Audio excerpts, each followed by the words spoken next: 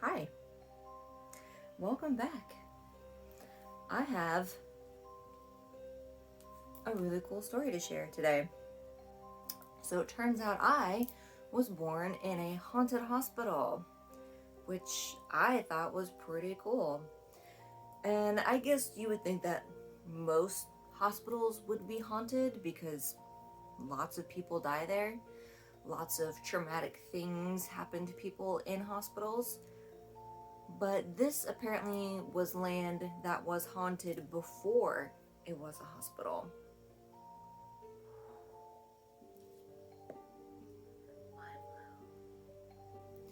So I was born in Trenton, Michigan at the Riverside Osteopathic Hospital, which has been abandoned for almost 20 years now. So before the hospital was built, there was actually a family mansion and farm that was on that land that belonged to one Dr. Austin Church. He was one of the original pioneers of bicarbonate of soda manufacturing, and he was actually one of the co-founders of the original Arm & Hammer company. So they had money. Well, apparently Mr. Church had two daughters, and his youngest daughter was really into horses, and he actually bought her 5 horses because they had a lot of money. And one day his daughter was riding the horse around the farm, and she was thrown from the horse and broke her arm. And I guess this enraged her father so much that when his daughter went off to school, he actually took the horse out and shot it, killed it, because he blamed the horse for his daughter having the accident. And then he buried the horse next to the house on the property, which I think is a bit extreme, but you know how rich people are. They're a bit eccentric. So anyway, this poor little girl gets home and was told that her father had killed her beloved horse. And apparently she spent a lot of her time afterwards sitting in a rocking chair by her window, just singing to herself while looking out to where her horse was buried, which is super sad.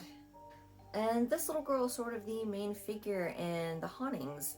And I don't know for sure if she died on the property or what happened to her, but she's the one they say that is seen most throughout the hospital. Wandering the grounds, you'll see a figure of a little girl in a white gown, sort of just wandering the hospital. And I mean, it could be anybody, considering how many people probably died there, including children, sadly. But for the most part, people think it's her.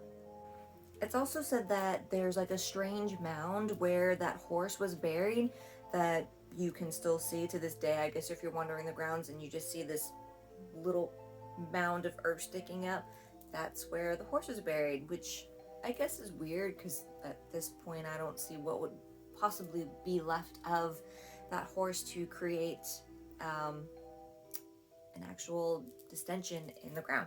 In 1943, the Church family donated the property to be turned into a hospital, and a year later, Henry Ford actually bought the property, which in that area, it's right outside Detroit.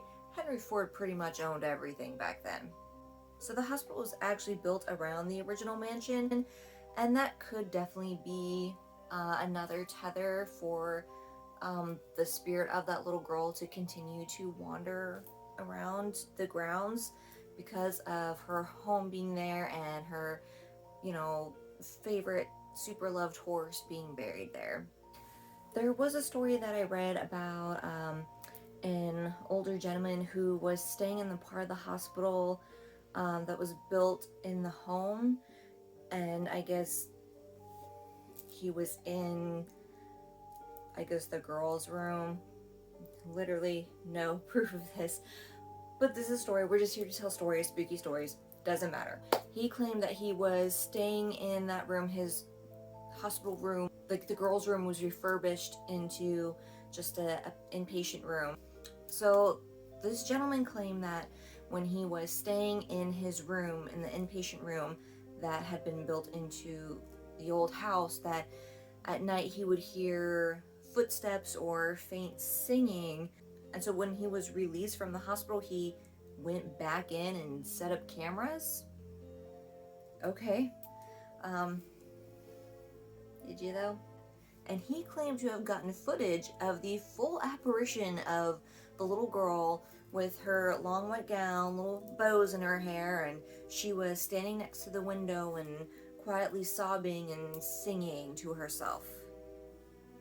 I'd like to see that video. It's also claimed that you can hear the sounds of crying or screaming through the hospital, which is pretty on par for most abandoned hospitals, because then there's so much residual energy left behind, whatever you want to call it. I think we all kind of know what that is, that just intensity of everything that had happened in that hospital. And what happens in most hospitals, usually crying and screaming are the number one things you're gonna hear. So the hospital ran for a couple decades, but it eventually did close in 2002, and it's just been sitting there abandoned. It's slowly withering away. It's been vandalized. There's black mold. It's not a safe place to go to. So I did see a video where they have fenced it off. It's still just sitting there abandoned. I'm sure there's so many talks about tearing it down eventually and turning into something else, because it's right there on the river. I'm sure it could just be turned into something way better than just this abandoned hospital just sitting there. So only time will tell what happens to this building. So that's my little story. I just happened to come across it, just kind of searching around for haunted places, and I typed in the place I was born in, and boom, just so happened it was the hospital that I was born in. That's actually the haunted place in the city of Trenton, Michigan. So I thought that was pretty cool. So, little fun fact about Trenton, Michigan, it is also the city where Zak Bagans from Ghost Adventures had his first paranormal encounter. Zak. So, Mr. Bagans, in 2002, by the way, this same year that the hospital shut down, was living in an apartment building next to Elizabeth Park, which is a beautiful park, by the way. I highly recommend going there. But apparently, that's where he had a full-on sighting of an apparition, which sort of started his whole life journey to where he is now. So I guess there was a couple nights where he kept hearing his name being screamed, and then one night he woke up to find that he was being pushed down onto the bed, and this entity screamed his name, and then he saw it, and it was just this full-on apparition of a woman, which terrified him so much that he ran out of the apartment building. But it scared him to death, but it also opened up a whole new world of paranormal activity to him. So, fun little spooky fact about Trenton, Michigan. So that was it. Short and sweet, little spooky story.